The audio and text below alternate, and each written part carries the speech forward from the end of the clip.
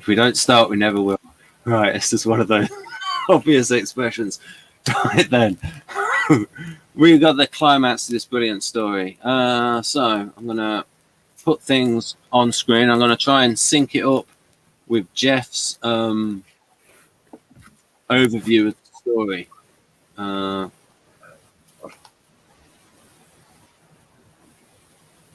on, Jeff. Have you got Okay. This is Doctor Who, Genesis of the Daleks, Part 6, which is the final part. And I will attempt to read this summary, which I have to say, as much as I appreciate the work that went into the Doctor Who reference guide, this particular story, the summary, is a little bit all over the place. But I'm trying to sort of summarize the summary. So apologies if it sounds a bit awkward sometimes as I skip times where they just quote entire pieces of dialogue for no good reason. All right, so Harry and Sarah pull off the thing from the Doctor back into the incubation room. That was the mutant creature that is what is inside the Daleks. Anyway, Sarah. The Doctor then, once he's got the thing off of me, he has the wires set up to blow up the incubation room, but he hesitates to touch the wires together, and Sarah asks him why he's stopping. The Doctor questions his right to do this, to wipe out a whole race. He stares at the wires in his hands, knowing that something better could come about from this. Future worlds that would have warred on each other will become allies due to the Daleks. Perhaps some things are better with them around. Sarah argues that if it was a virus or disease, he wouldn't hesitate. But the Doctor says if he does this, he will become just like the Daleks, wiping out an entire race. And then presents the dilemma to Sarah if she knew, if someone from the future pointed out a child to you and told the child would grow up to be a ruthless dictator who would destroy millions of lives, could you kill that child? Sarah insists he must complete his mission for the Time Lords and that the Daleks are the most evil creatures ever created. But the Doctor still hesitates. But before he has to make a decision, Garmin arrives and tells him that Davros has agreed to surrender. The Doctor pulls out the wires, grateful that he didn't have to do it. He, Sarah, and Harry go to the meeting, and the debate begins. Garmin tells the elite that the Daleks have aggression without conscience. Davros counters that the cooperation between species have proved impossible, thus the Daleks must be the one superior race to rule over all. As this debate goes on, Sarah tries to get the Doctor's belongings back from the desk and hands them over to Harry, who hands them to the Doctor, including the sonic screwdriver. But they don't find the time ring. Davros introduces a destruct button, which is conveniently red and labeled Total Destruct, which would destroy the bunker but not the meeting room. He offers them a chance to do this, but none take it. Davros calls them men without courage who have lost the right to survive. Davros whispers something to Niter. Garmin tells the Assembly that they can still destroy the gene-mutated creatures and let the work on the travel machine Daleks continue, only to allow evolution to follow its natural course, allow them what all creatures have the capability for good and evil, but do not allow them to end up as unfeeling, heartless machines. Sarah finds the time ring. The Doctor instructs she and Harry to watch Niter, since the only thing left to get back is the tape of future events. That would be the tape that the Doctor recorded the details of how Daleks were defeated in the future. The Daleks are at the door to the bunker, and Niter whispered this to Davros, who hits a switch, allowing the Daleks into the bunker. Batan, meanwhile, and her commandos of Falls and Severin follow the Daleks in. She orders her men to plant charges inside and up on the main carriers of the entrance. This is the only way out of the bunker. Severin tells Batan that the Fall war rocket caved in the other way from the Kala Dome. It could never be cleared. He also tells her that Sarah and the Doctor are still inside. She gives them 30 minutes before the charges will be set. Severin wants to go after them and does, Batan telling them if he is not back, she will have to blow the charges anyway. Two men in the elite join Davros' side. Kravos, a young man in black, has in his chest a tiny machine that keeps his heart beating, a device that Davros created and put in to save him. Davros plays on this to try to get the young man over to his side. When Nider leaves the proceedings, Sarah, Harry, and the doctor follow him out and corner him. The doctor struggles with him as the other two help. They force him to take him to the safe in Davros's office, which he revealed has the tape in it. The doctor doesn't realize the time ring has fallen in the scuffle and lies on the floor now. Severin avoids 3 Daleks coming down a corridor. In the office, Nider gives the trio a difficult time, lying that he doesn't know the combination to the safe. When pressed, he opens the safe and gives them the tape. Sarah finds a Dalek gun and gives it to the doctor for him to destroy the tape, which he does. Nider runs out and the door shuts, locking the trio in. But no matter, the doctor says they can leave now, leaving it to Garmin to destroy the operational Daleks.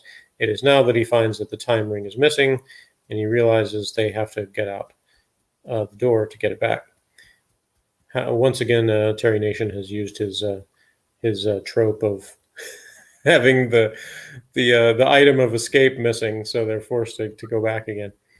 The doctor uses the sonic screwdriver, but the door won't open.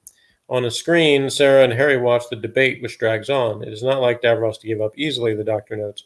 Davros reveals this meeting was just a charade to find those loyal to him. Garmin yells that he is insane. Daleks come in from all the doors. 9 of them or more. They exterminate the men, and Garmin at orders from Davros. Kravos runs to Davros's chair and yells at Davros to stop them, but a Dalek gun turns on him and exterminates him as well. Severin opens the door and frees the doctor, Harry, and Sarah, explaining about Patan and the Thal's planting of explosives. The doctor finds the time ring on the floor in the hall. As they proceed down a hall, the Daleks come. They run another way and find more Daleks coming down that hall. At a hall closer to the exit, the doctor gives Sarah the time ring, trusting Severin to get Harry and Sarah out. He is going back to the incubator room once again to blow it up. Davros orders the traitors' bodies disposed of, then the military can make the bunker secure and the scientists can work on improvements to Dalek designs in all areas. Nider tells Davros that the prisoners he locked in the office have escaped. Davros orders some of the Daleks to seek out the prisoners that escaped from his office and exterminate them. Patan finds her Thals have finished. They prepare to detonate. The doctor has his hat on and his scarf and jacket on as he emerges from the incubator room. Before he can touch the wires together, a Dalek comes down the hall and fires at him. He ducks behind a corner, but when he tries to reach out to the wires, a ray fires at his hand. Before Patan can detonate, Severin leads Harry and Sarah out. They ask her to give the doctor a few more minutes. She agrees, but if there's any indication the Daleks are coming down the corridor, she will detonate. The Dalek near the doctor moves over the wire and blows itself up, as well as connecting the wire so that the incubation room can explode. Outside the bunker doors, one of the Thal men tells Patan that they are getting a picture from one of the cameras they see inside the conference room. When Patan sees and hears that Davros is sending Daleks to the main entrance, she wants to detonate, but Harry and Sarah convince her to wait a bit longer. The doors from the outside from the bunker are closed by the Thals with only a small crack open. Davros notices the auto-production line in the creation of the new Daleks has been started up without his order. A Dalek tells him that it gave the command. Davros tells it that it is to obey only his commands. He orders the production line to be halted. The Daleks do nothing, so Davros sends Nider. The Daleks shoot him down. The Daleks move in on Davros next. As Patan refuses to wait any longer, Sarah looks into the doors and then out. Before the Thal man can plunge the plunger, Sarah seems to see that the doctor is coming. No, wait, he's coming indeed. He turns the corner after she calls him out. A Dalek fires after him and out the door. The doctor gets outside and the doors are sealed just as the Dalek fires at the doctor several times. Patan detonates the explosives once the doctor is out and those doors are sealed. The doctor moves to the scanner to see Davros continue to lose control. The Dalek tells him its programming does not acknowledge any creature to be superior to the Daleks, and therefore no other being could have created them. They must survive. The exit is blocked over 1,000 yards. Sarah asks if the incubation room is destroyed, and the doctor tells her he did it, with a little help from the Dalek. He thinks he's only delayed the Dalek's evolution by about 1,000 years.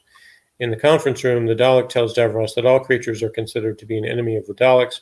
Davros pleads for the 3 scientists loyal to him. He wants them to live and asks the Daleks to have pity. The Dalek says it does not understand the word. It is not registered in vocabulary bank. The Daleks kill the scientists. Davros tells them to obey him, and the Daleks refuse because they are superior beings. Davros reaches for his destruct button, but the Dalek exterminates him. Davros yells in pain. The Dalek then proclaims the plans that the Daleks may be in tune, but they will prepare, grow stronger, and emerge to take their rightful place as the supreme power of the universe. Sarah, Harry, and the Doctor say goodbye to Batan and Severin, who leave. The trio hold on to the time ring and slowly start to turn in the circle. And Sarah says that they have failed, haven't they? The Doctor says, not really, that even though the Daleks will create destruction and terror for millions of years, that some good must come out of their evil. The trio are thrust into outer space, turning over and over again. So that's what happened, and now I will read my brief review from 2007. Actually, I will read the episode review, and then I'll go ahead and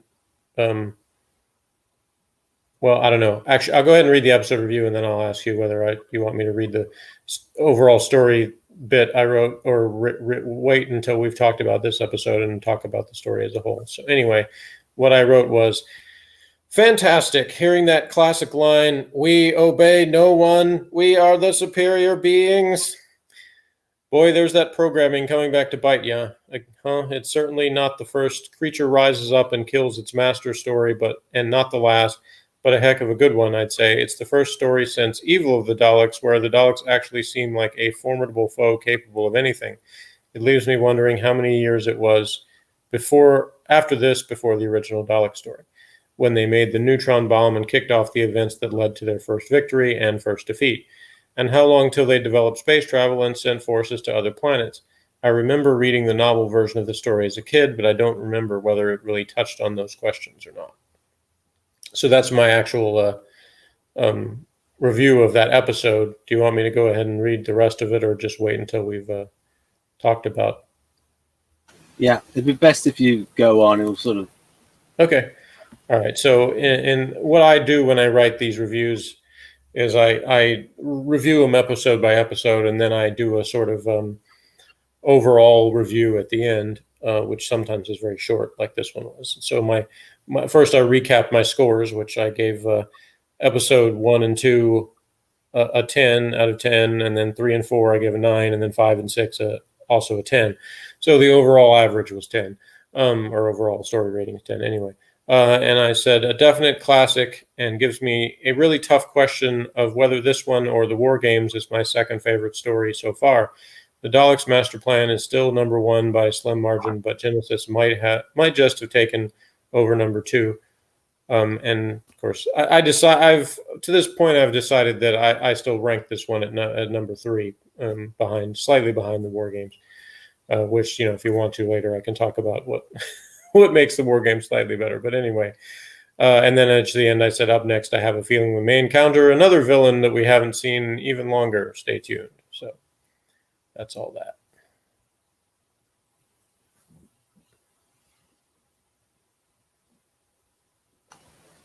Right there. Yeah, that bit you referred to early on about because there's a key part. Is it the end of episode? Is that episode 3 or 4 where Davros says, "You have a weakness that I have completely removed from the Dalek. You are afflicted with a conscience." Mm-hmm. And then right at the end, Davros is going, "Have pity." They don't understand it. They don't. It was a bit in the description where you were quoting this somebody, and they said that the Daleks don't actually say no one created us, or we don't acknowledge that. It's just like they don't just say. It's just said they just don't respond to when he says, "I am your creator. I created this." They don't actually the way it was described was, it's like this. That's the implication, a possible implication, an intuitive reading, shall we say? But that wasn't actually sort of spelt out in the text. There's 2 things that I sort of noted that I didn't have in that review from 13 years ago, and one of them was that watching this again, when Davros had said in the previous episode he wanted his chance to address the council, I guess I was sort of thinking of like a Star Wars thing with like this huge Senate or whatever, like I was expecting him to be in a larger room, and instead they're just in another one of these tiny little rooms. I'm like, so my initial thought is, this is it? This is the entirety of the elite he's referring to. So that was a little bit amusing. And then the other thing that gets me is that the whole thing about that they're the superior beings, they obey no one, but up until that point, including in this episode, they've been saying we obey to Davros. So are they trying to say that right now the programming just kicked in, that they realized they don't have to obey anybody? Or was, whoever the first Dalek that got to that point said, okay, they actually laid down a strategy where we're going to continue obeying Davros until this point, and then we're going to stop because it's really just a pretense. We don't have to do that, but we're going to do it up to a point until Davros is no longer useful to us, and then we'll get rid of him. So it's kind of that, it doesn't spell that out either, but it sort of leaves me wondering whether or not that in a story sense, that this is supposed to indicate that this was the point where the Daleks realized they didn't have to obey him, or if them obeying him before was all just sort of humoring him to, continue to have him do what was useful to them. And then once they reached the point they didn't think he was useful anymore, then they didn't need to do that. I think that would come under the category of, it's not something which is impossible, and we don't have to explain everything. It's the only thing to worry about is when it's a plot hole where it makes it an impossibility. Yeah, it's just the only reason I even noticed it, because even here in the last episode, earlier in the same episode, they were still saying we obey to Davros. And then the episode ends with them making a big deal of saying we obey no one. So that's where I'm like... they could have added a bit. We were just playing along. Oh, in Dalek speak, though. Yeah, like, that he could have said something like, we obeyed you when it was useful for us to do so, and now we've reached the point we don't need to obey you anymore. Yeah.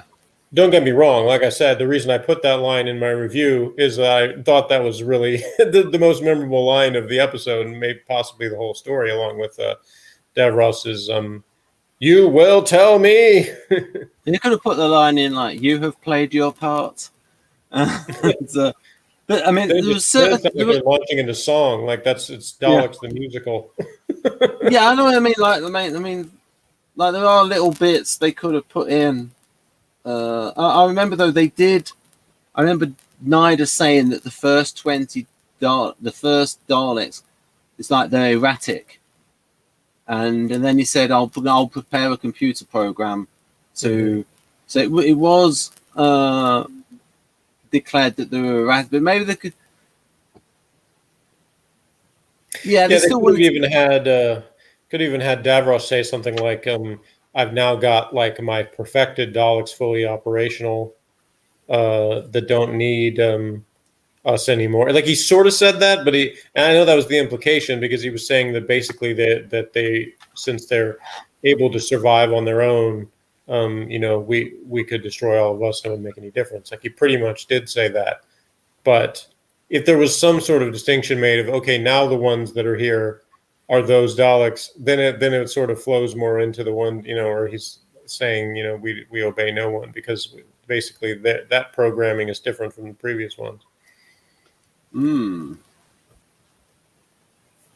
Yeah, it's probably one of these things where if you address it, it slows things up. But yeah, a line. Just the addition of one little line. Yeah, well, I think they could have done it if they'd cut more of the stuff with like the Thals or the Mutozor, because honestly, like all that stuff ended up being somewhat useless. I mean, it serves its purpose, but it's definitely the least interesting out of everything. Like all of the dynamic between Davros, the Daleks, the Khalids, and the Doctor and Harry and Sarah, like all those things work better than the stuff with the others. Like they almost become sort of extras in the story. So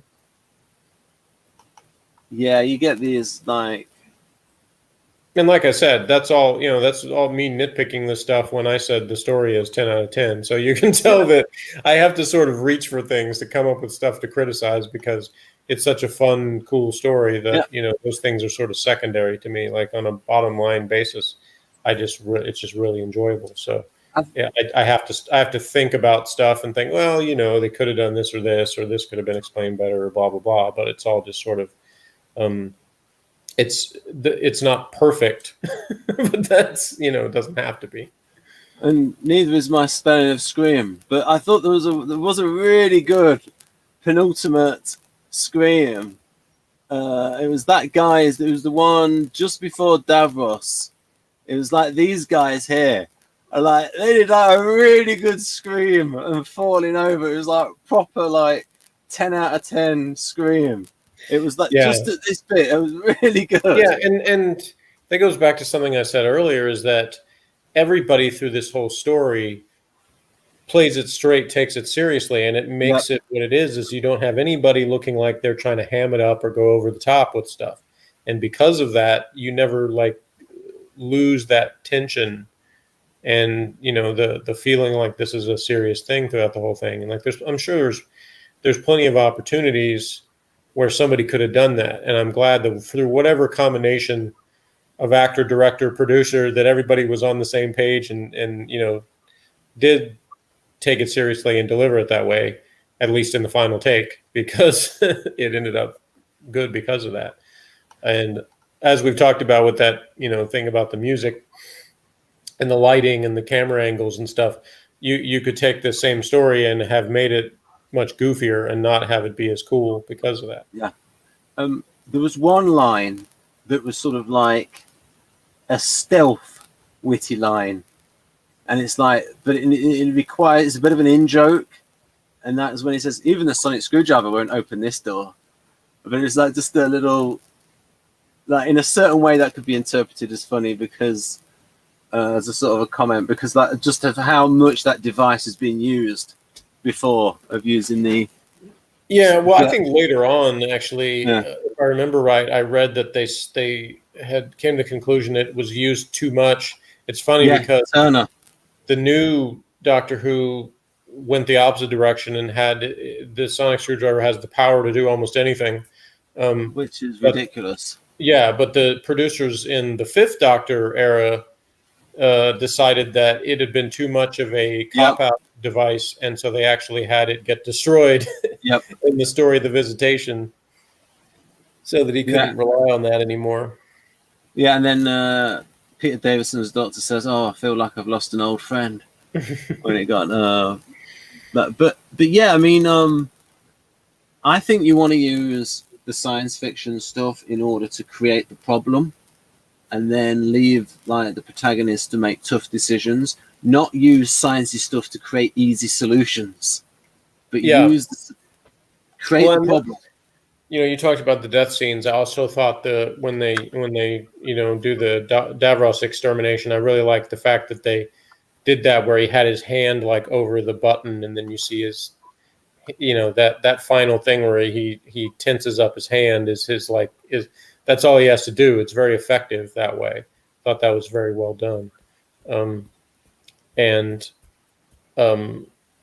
other thing was, in addition to the science aspects, we also had the moral dilemma that's explored in this, the Doctor talking about, like, in this situation, do I have the right to do this? And I would say that's something that comes up in a lot of a lot of stories, and especially ones that are science fiction, because when you talk about abilities that humans don't actually have, like the ability to time travel, or certain things to do with genetic engineering and stuff, that there's sort of that thing of, well, how far is too far, and what you can manipulate, if you have the technology to do so.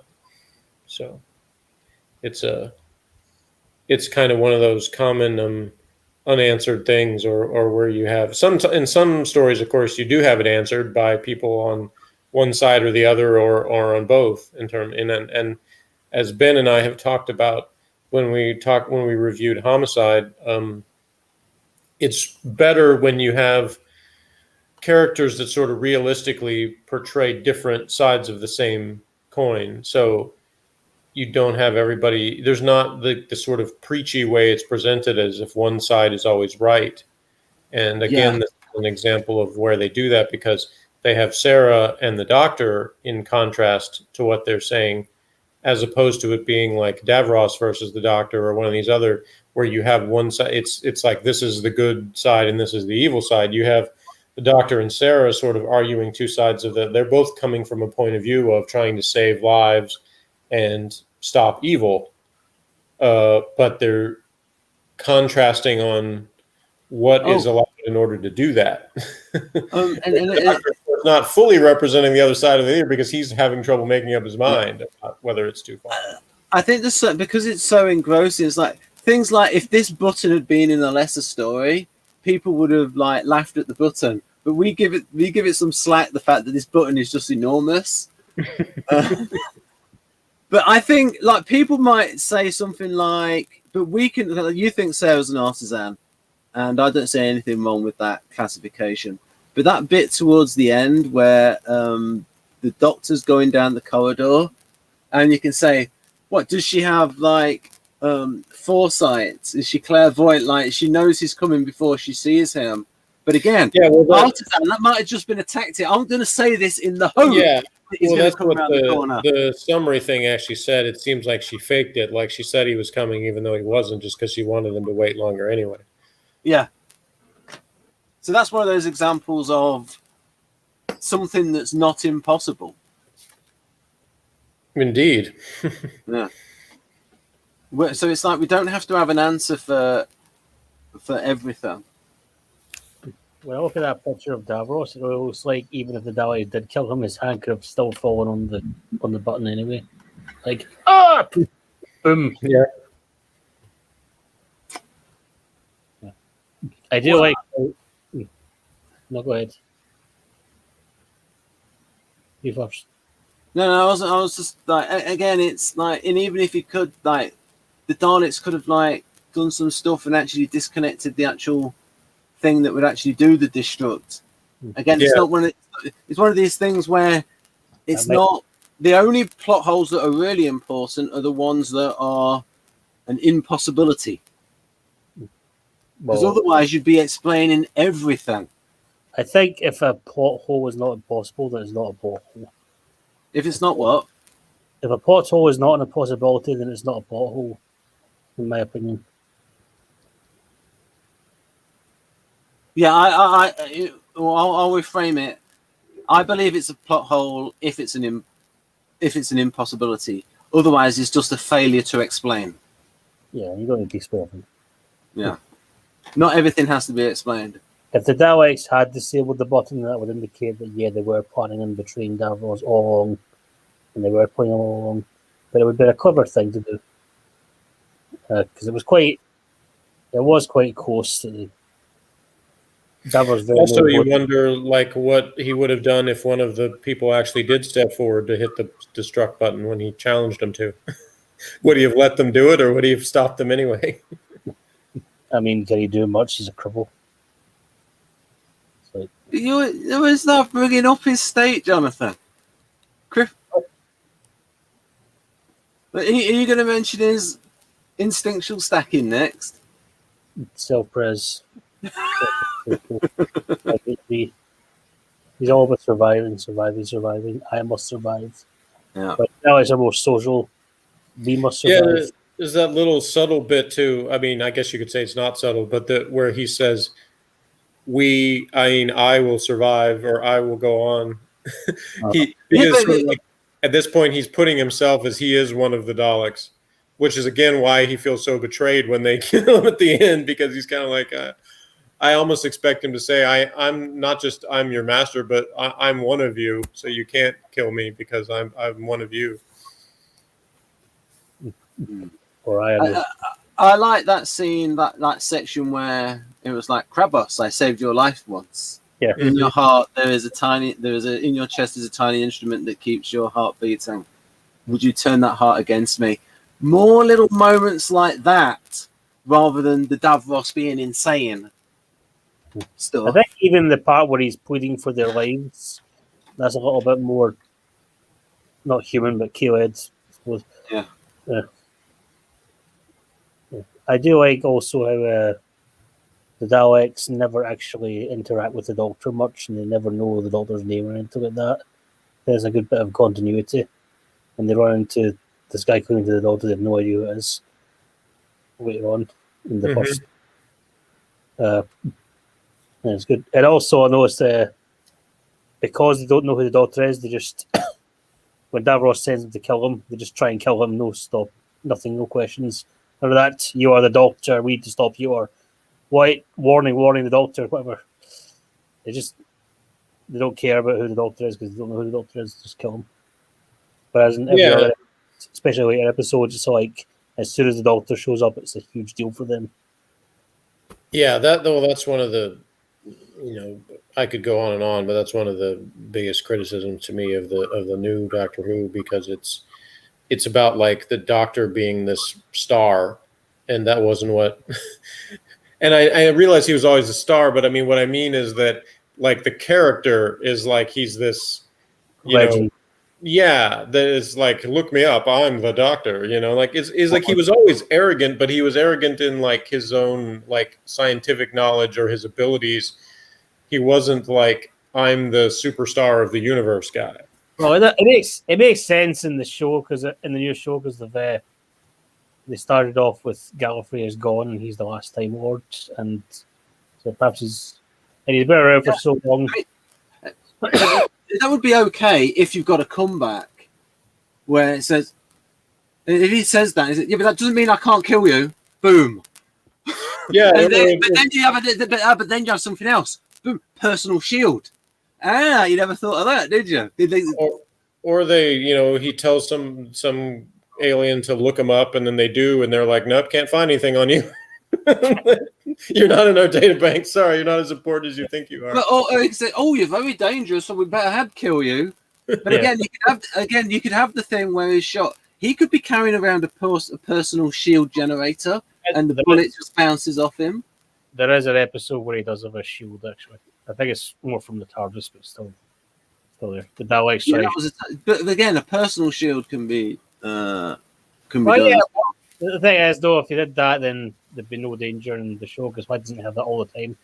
Well, he does have that all the time. That's why he's never shot at, because he's got the plot armor. At least you change the plot armor into a real thing. But we always have these things. It's like, Jeff, you let Doctor Who off on that, but when it comes to Blake 7, it's like, why don't you just shoot Servalan when they've got the opportunity? So what are you saying is the contrast? Well, it's that you tend to let off the villains in Doctor Who for not killing the Doctor. Who did I let off? Well, usually all need. Well, you know what I mean, because you have that as a criticism for Servalan, that they don't kill Servalan when they should. But so I'm saying, what's the comparable situation where I've said that it makes sense? Well, it's not that you said it. It's just that you've not sort of brought it up. Like, I'm just saying that criticism that you could level at Blake 7 for not killing Servalan. Well, I mean, do you mean like villains that have not killed the Doctor who could have? In this story, there was a point where, they had him in custody, but they had a pretty legit reason why Davros didn't want him dead, because he thought he could still get more information from him. Oh yeah, this story is good, but there's but there's lots of stories where the Doctor could have been killed. Well, and they didn't. How do you know I never brought it up in those stories? Because I might have. Yeah, I don't know, because I was just, because I'm just defending, because I was still a little bit bitter about the fact that you didn't like Blake 7 as much as me. But I know you are. But the thing is that I also know you respect my honesty. So yes, that's true. And over the years, I've reviewed many Doctor Who stories now. I still haven't done all of the original series T stories, because I went back to do the one for the earlier ones that I hadn't done yet. But there are certainly ones that I've been hard on and pointed out some flaws in. So it's not that Doctor Who gets some sort of pass that Blake 7 doesn't have. Now there may be a little tiny bit of that just because I have actual like childhood nostalgia for Doctor Who, and I didn't have that for Blake 7 because I saw maybe like 5 or 6 minutes of Blake 7 when I was a kid, probably at the most, because my brother watched it for a little bit, and I probably tuned in for a few minutes, and whatever episode it was on, I thought it was boring, so I didn't watch any more of it. But so that aspect is really the only thing, is Doctor Who has a nostalgia factor. So if there is an instance where I'm harder on Blake 7 or whatever other show, it's probably just because I don't have that element. But I definitely, if I see something in a Doctor Who story where I'm like, this is kind of a, oh, come on moment, like, why would they have done this? I point it out. Even one of them I can think of off the top of my head was the Faceless Ones, second Doctor story, which overall I think is a really fun story. But there's a scene that could have easily been what Austin Powers was parodying when he said, lower the unnecessarily slow dipping device, because they have a scene where there's absolutely no reason to not kill off the humans, but instead they put them in this like elaborate contraption to keep them there, where there's something that's going to like maybe slowly hurt them or something. I can't remember exactly what it was, how it was set up. It was like no reason to do this elaborate thing instead of just offing them. Well, that's the thing of where it's like, there's a good website out there called TV Tropes. Mm-hmm. Like genre blindness. The audience knows that look, by pussyfooting around like this, you've got to get to it and kill them straight. Have the Morgan attitude. If they were against Morgan, it just kill them straight out. Yeah, that gives me an opportunity to point out somewhere where I said what worked in Blake 7. The reason why my favorite episode of Blake 7, Countdown, is better than most of the rest of the series is because the villain in that episode is actually effective. He has a brain, and he doesn't like, when he wants to kill somebody, he just goes ahead and does it instead of like starting a long speech while he's holding a gun on someone and giving somebody plenty of time to overtake him. He gets overtaken in the end, but it's not because he's like, I'm going to sit here and tell you my entire plan while I hold a weapon on you for no good reason. Yeah, and also it's just silly things like people holding a weapon and then getting within close range enough to have the weapon grabbed off them. Yeah, of course, the truth is that in real life, that does happen sometimes. There are people who do things like that because they really are so full of themselves that they think, it's important for me to tell you this story before I kill you or whatever. Yeah.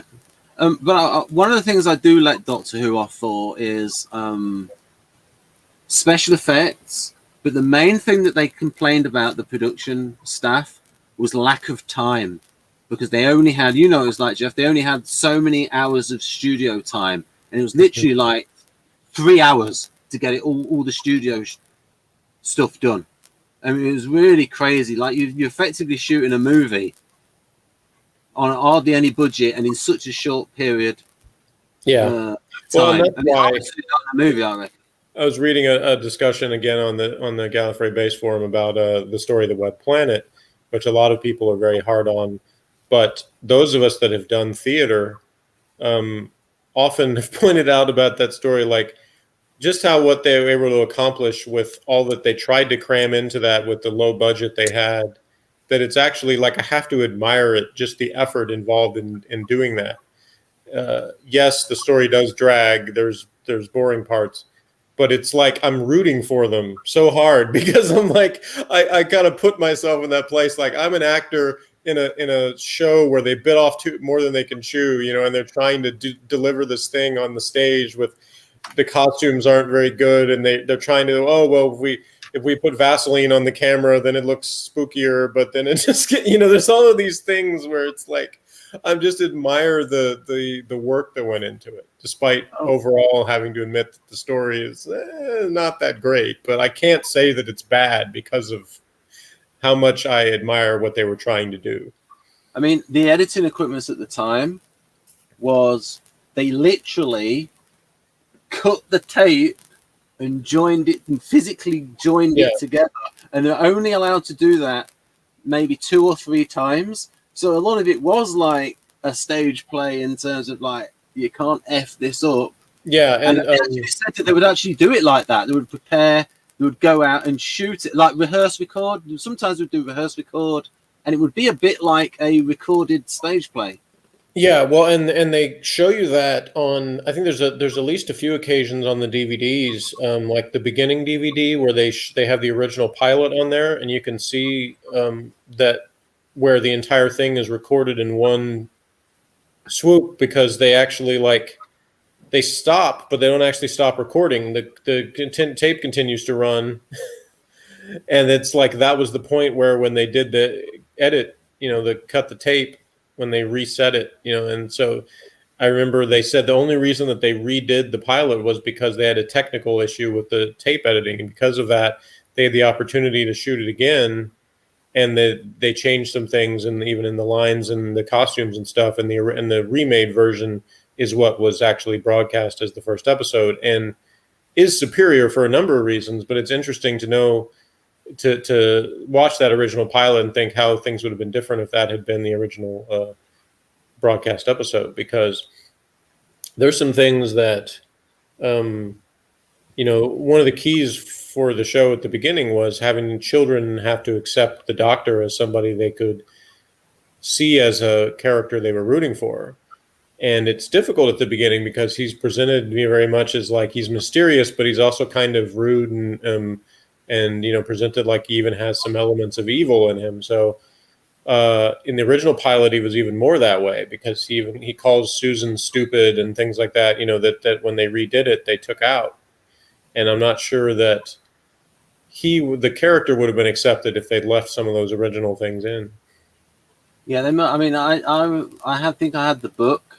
That there's a again, I frequently mention this, like the series of handbooks which would just concentrate on one Doctor, and that first book on the Doctor on the first Doctor, it's got like over 100 pages in it on the production diary of like the first year of Doctor Who, and it has like so much detail in there. And I think they were unhappy with that pilot, and I think maybe they used the editing thing as an excuse, but from what I can recall, it wasn't just the editing thing that they were unhappy with the overall.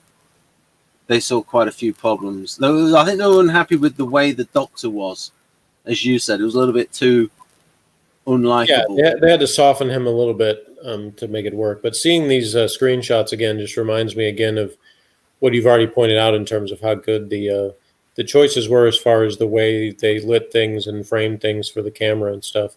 And also, the scene where at the beginning when the Doctor's got the thing wrapped around his neck is another example of what I was saying earlier about where, he that's an opportunity he could have hammed it up and made it much more goofy, and he didn't. He's got to pretend this thing around his neck is this dangerous alien trying to kill him, and he does a really effective job of it. Well, I mean, at this point in his career, this is Tom Baker, who's glad to have a job, and before this, he was working on a building site because he was out of work. I mean, yes, he's done a movie before then, but like he was literally on a building site because he was pretty good shape. He was like 6'3", so he could handle the manual work. I have read though that John Pertwee was not fond of the Daleks, and thus the Dalek stories he was in, I'm not saying he was unprofessional about it, but you can kind of tell he's not really into that. Whereas I feel like in this, you had a contrast where Tom Baker really sells the importance of the Daleks for the show. Like it was sort of almost a reemergence of we're taking them seriously again. They're not just a plot device, They were the focus. The Genesis is a regenesis for the audience of here's what the Daleks are capable of being, rather than sort of a parody of themselves. He said, John Pertwee said that he liked the Draconians because he wanted to see the eyes of the villain. Whereas to me, I feel like the Draconians were the most Star Trek of all the Doctor Who villains, and I like Star Trek, so I don't say that as a disparaging thing, but I also think they don't really fit in Doctor Who as well because they don't seem like Doctor Who villains to me. They seem like Star Trek villains. So maybe Pertwee would have preferred Star Trek to Doctor Who. One of the ones that I really liked was the when he had the Curse of Peladon and Monsters, and like when you had the Alpha Centauri character with the female voice, Yeah, And when they realised what it looked like at it. first, and then they dressed it up to make it look less than what it obviously looked like when it was on the studio floor.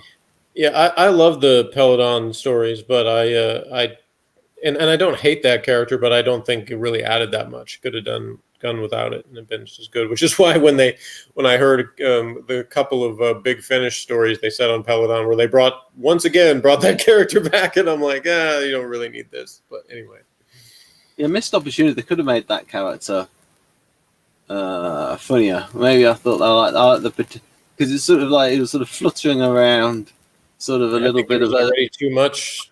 It was already too goofy. It didn't need to be funnier. Yeah, there was like Barry Letts he was a bit of an SJW in his time, relatively. He put that stuff in there about unions, like with the coal because at the time there was a coal miners' strike. Yeah, I don't want to get off on a whole other rant here, Yeah. but the funny thing is when I read these other reviews on the Doctor Who forums where they almost try to sell it like these Doctor Who writers and producers were trying to make Doctor Who this big left-wing propaganda show or something. I really don't think Most of them were NT writers. Yeah, even if those individuals had those views, I really don't think it comes across that was their intention of what they were trying to make in the story. So I think it's sort of some revisionism to try to act like, they were so clever to get these messages out. People, otherwise they would have, the kids would have grown up to be right wingers or something. And it's like, what?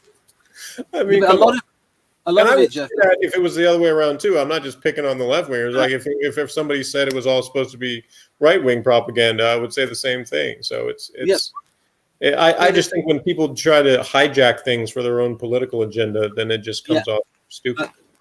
I think the bit of context is that at the time, the actual politicians on the left were much more to the left than the people at the BBC, because you had like proper socialists. It's not like, say, like where it's like the people on television and stuff, and like they're to the left of the Labour Party. It's like at the time you had proper socialist people. So it's like the people at the BBC. It's like, because you remember, it's like they're the limousine liberals, the champagne socialists, and then you've got these other people that want like tax rates at like 95%. Remember the Beatles? They have the song "One for you, 19 for me. I'm the tax man." So it was like the Labour Party was really left wing at the time, and so the people working for the BBC, they're not going to be as left wing as that. And I even remember some interviews with Barry Letts, like, so that was sort of like, so it's not like you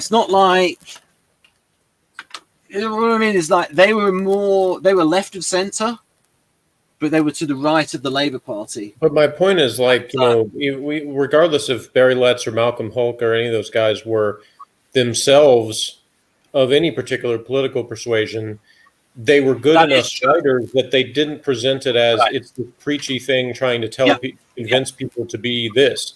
It was presented as, here are these characters that are realistic, judge for yourself what you feel about them. And especially in a story like, the Silurians, where they had the Brigadier and the Doctor sort of on opposite sides of their viewpoint in terms of, because the Brigadier is presented as still one of the good guys. He's not like the antagonist, So again, like I said, with Sarah and the Doctor sort of arguing about whether or not he had the right to wipe out the Daleks in the incubation thing, when you present it as there are people that are quote unquote good guys that are still on opposite sides of something, or at least arguing about something, then it comes off much more realistic and interesting. I think it's like that way back in the Reign of Terror story with Barbara and Ian talking about the French Revolution, and who's right on terms of the sides of that and things like that. So there were writers that were good enough on Doctor Who, they were able to portray these different perspectives realistically, and whether or not the writer themselves or the producers or whoever had a point of view on that, it didn't come across as being trying to preach to the audience, this is the way that is right. Yeah, I think there was more of an ethos of balance at the time, just like journalists had a bit more professional pride in terms of being balanced, and probably the BBC at the time, there was more a thing of balance. And yes, I remember with the writers, I remember one thing about, because he was probably the most left of centre producer, Barry Letts, but he also said that you didn't want to sacrifice your story for a pot of message. Yeah, and I think the proof to me of how effective he was with sort of presenting things in a balanced way is that you have both people that criticize the Third Doctor era for being too, like, oh, they're trying to be, environmentalists or whatever, they're anti the military, and then you have a bunch of other people who say that it was too pro-military and that they presented the Doctor like he was a member of the Tories or whatever. So you have both of those criticisms of the exact same period of time, which to me shows they were probably just about right if you have people on both of these extremes that are criticizing it. Yeah, it's like different things, because like Pertwee's Doctor was quite aristocratic and paternal. So you could argue he was the most sexist of the Doctors, but it's sort of like the image. I don't know how true that is, but well, the new series changed that. Trust me.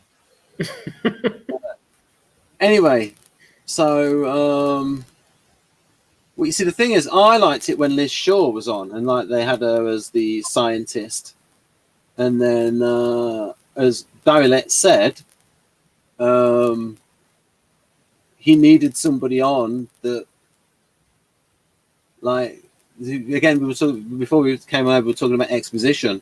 We needed somebody who didn't understand for the Doctor to explain to to Joe. I think it showed that the Doctor wasn't really sexist. He had a certain bias against somebody he thought wasn't intelligent enough to sort of be in his presence. And so with Joe Grant, she had to basically prove to him that she had smarts enough to be worthy of working with him. Whereas with Liz, it was sort of like, oh, she's this research scientist. So there was a certain amount of resume, I guess, that she had at the beginning. Whereas with Joe, she was presented as, oh, well, she got this job because she's got some relative who put her in this position or whatever. But then she has to convince the Doctor that she has these abilities and that she actually is. She's not just a pretty face kind of attitude. So I don't think the Doctor was sexist. I think he was just, he had a natural bias against people that he felt like were sort of below him in intelligence, regardless of whether they were male or female. Yeah, because people would forgot about that era. That first season, when it was of Pertwee's era with Liz Shaw. I think it was Liz Shaw. Mm-hmm. I can't remember. So I remember, Mac Hawke. Yeah, he was a big Marxist, and apparently he had a humanist funeral, and he would, I think, they added the line in the Silurians about killing the Silurians, and he said, no, that's murder. When it was the Brigadier at the end of the Silurians, killed the Silurians. And Mac Hawke would tend to have stories. His nickname was Hack Mulk because he was regarded as being bad at dialogue, but he would have like interesting ideas in his stories. And he was in an era where he wrote a lot of stories that were very long, like these 7 parts. Well, it's one of the reasons that I love the War Games so much, because when you have him, I won't say tempered maybe, but at least edited by Terrence Dicks. The combination of those two together wrote a really great story. Yeah, because Terrence Dicks, TD, was good at that was his nickname. He was good at dialogue, and he would use that thing about covering it with a line. That was his expression about potential plot holes. Yeah, so I think he fleshed out the characters that Malcolm Hull created, where he was sort of more plot focused, and Terrence Dicks was a little bit more character focused. And I think that when you have two people that are both good writers that kind of present those different elements, then you can come up with something that works really effectively. Yeah, they were a good team. Those two. But, to get it back to this, you have again in the team of Terry Nation and Robert Holmes as a script editor, because Holmes, again, is better at the dialogue and the characterization and sort of takes Terry Nation's ideas and fleshes them out in some ways. Although Terry Nation by the 70s was like, he was getting better at characterization. Terry, and what we saw in Blake 7, like the way he wrote Avon and Servalan. Like, I mean, you know Robert Holmes, but I mean, the closest writer to Robert Holmes is J. Michael Straczynski, who did Babylon 5, but Robert Holmes' ability with double acts is I've not seen anyone better. And lots of people would say to him, he should have been a movie writer. And Philip Hinchcliffe said that he didn't have enough confidence in himself, and he thought that the Doctor Who format enabled him to sort of use his freewheeling imagination. That was his phrase. So, Jonathan, you've not said that much. What do you think of this story? It's a very good story, and very good. But there's not all I can say that has been said by a million other people about it. Yeah. So, what do you think 21st century TV Doctor Who could learn from this story? Because I've not watched a lot of it, you see. I know there's a fair question, because most of the old Doctor Who didn't really learn too much from this. Either all of the same mistakes are made. Like, well, I would say that the mistakes with the old Doctor Who is they kept trying to emulate this story by bringing Davros back all the time after this. So, if anything, I'd say the new Doctor Who's had the right idea by not bringing Davros back until much later. But but I remember Eric Sayward saying that, and he was an interesting fellow, Eric Sayward. He had a big falling out with Colin Baker because he did an interview when he got fired. He did an interview with, I think it was like Starlog magazine or something like Starburst, something like that. And he was saying that he didn't think Colin Baker was a very good actor, and he got the job because he was funny at a wedding. Colin Baker. And part of me, it's like, it is true that during the 1980s, John Nathan Turner wanted to get out of Doctor Who, but the BBC wouldn't let him move on to something else. So maybe, just maybe, he wanted to cast somebody who'd get the show cancelled. And he would do these things of like, because he wrote in the paper, he wrote this sort of like magazine article, Eric said, and he said what John Nathan would do in terms of going to these conventions in the United States, coming back late on the plane and sleeping in his office, and stuff like that. I think if you were trying to cast somebody to get the show canceled, you could have gone with much more extreme than Colin Baker. Yeah, that's just like a conspiracy. Yeah. But did you ever see that episode? Just that it was like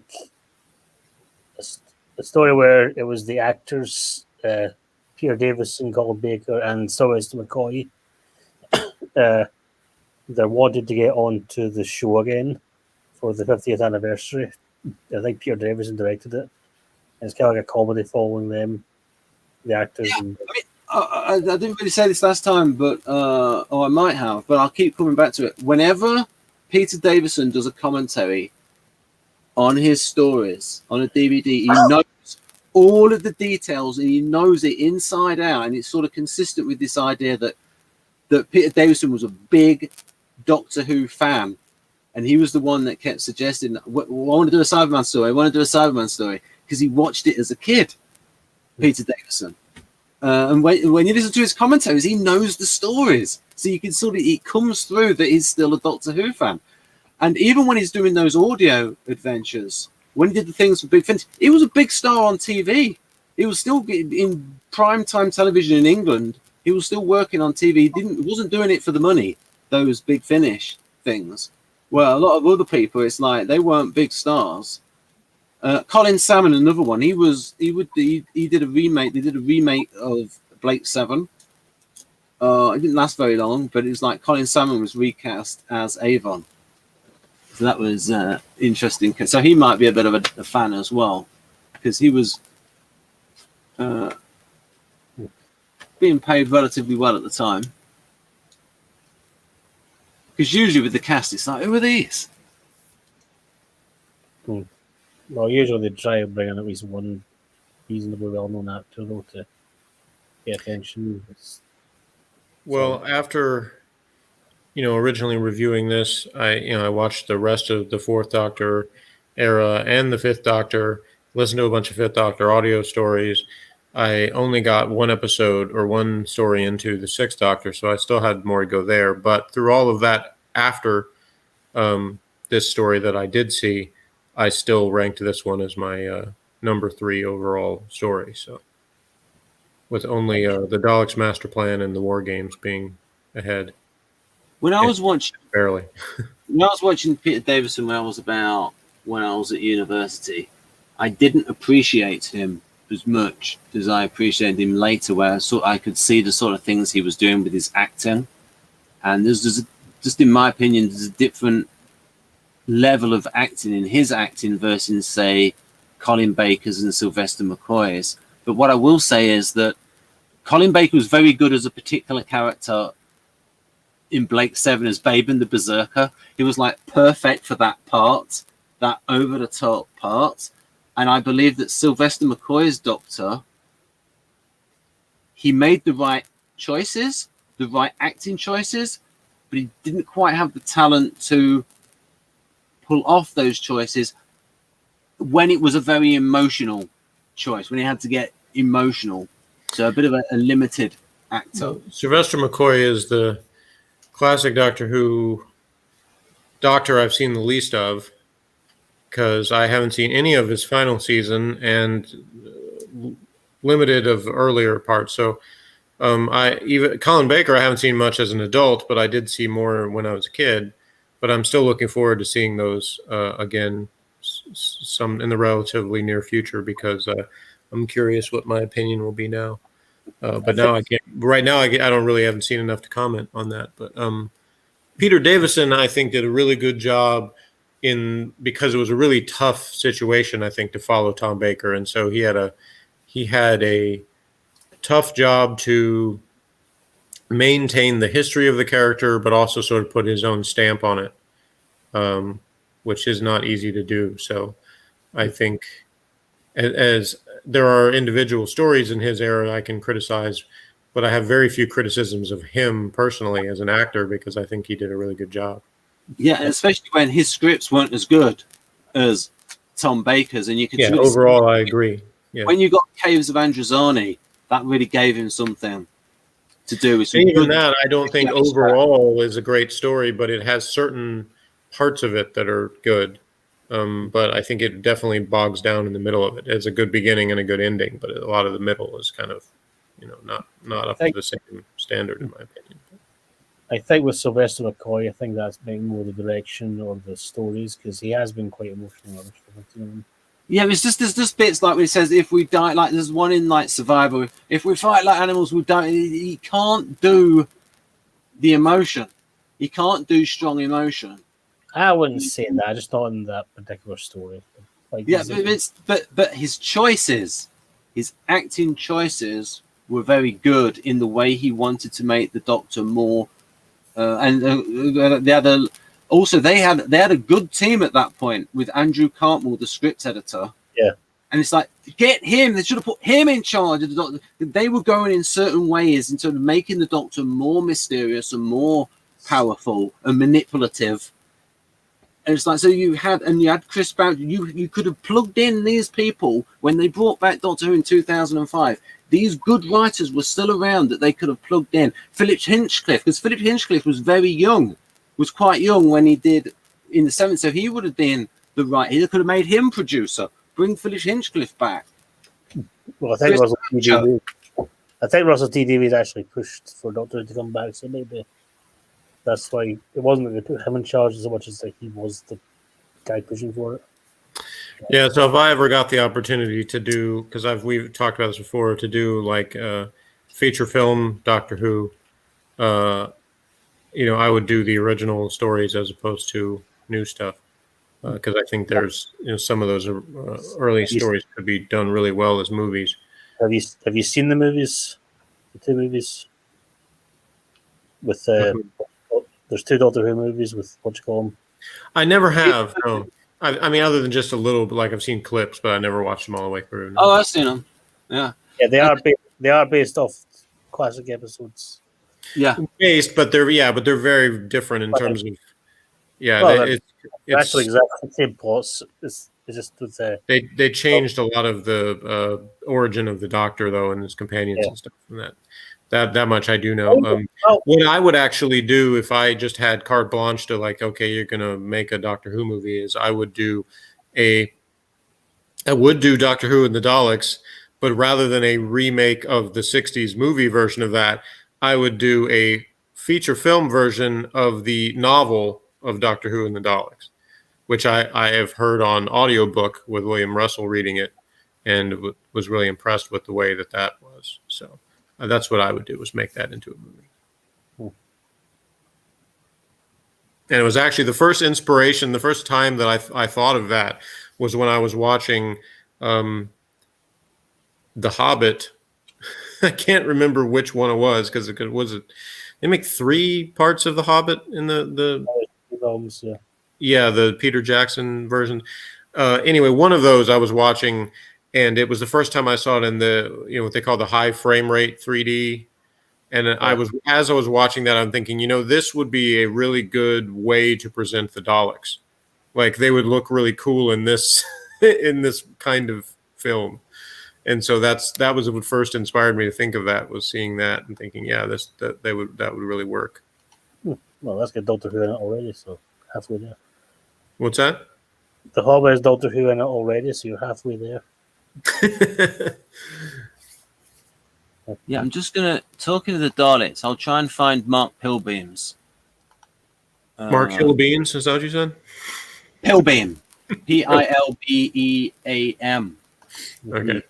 He did a Dalek redesign, and when they brought back the Dalek, I thought it was a joke before they were going to sort of show the proper design. Now, if I can't find it that way, I'll do a Google image search. But I really like Mark Pilbeam's redesign of the Daleks.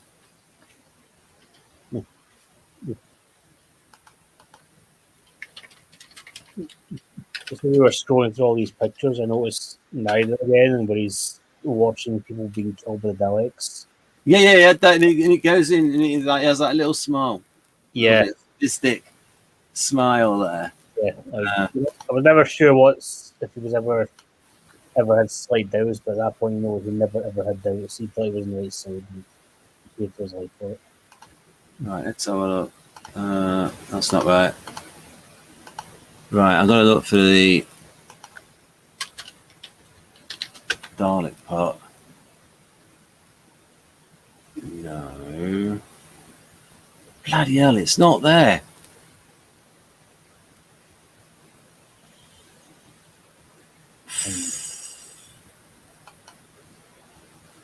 Damn it. Well, life goes on. Oh, John Hub.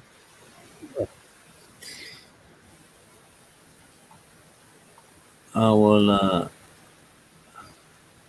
Deviant Art. Oh, did you know that John Hurt played the Doctor then? Pardon? Did you know that John Hurt played the Doctor once? John Hurt. In the new series, he plays the Doctor once. Oh, The anniversary special. Yeah. Yeah, I actually saw that in the theater. That wasn't bad. I quite liked it. It had its moments. I was a little disappointed that they didn't.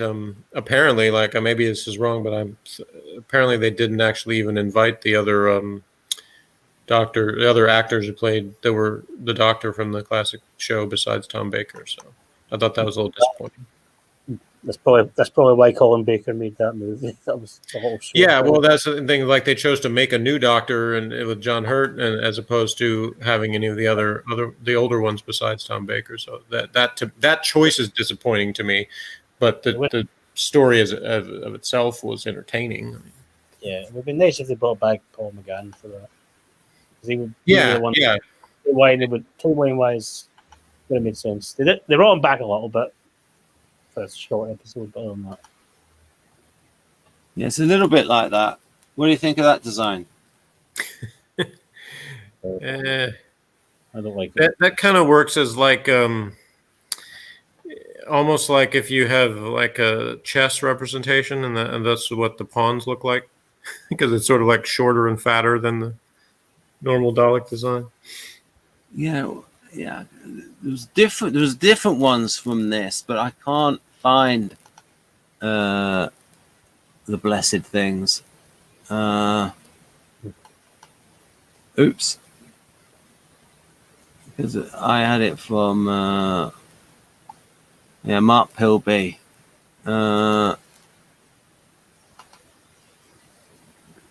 Anyway, I've been here for a very long time. I'm going to. What I might do is we might end the recording, and then Cynthia can come up in a follow-up recording. And All right. Well, now Cynthia, what do you think?